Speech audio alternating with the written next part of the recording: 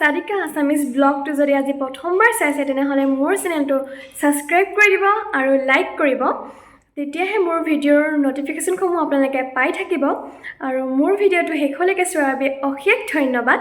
আৰু পুনৰ এটা নতুন ভিডিঅ' লৈ আপোনালোকৰ আগত আগবঢ়াম আৰু তাকে ইমান দেৰি ভিডিঅ'টো চোৱাৰ বাবে থ্যাংক ইউ বাই বাই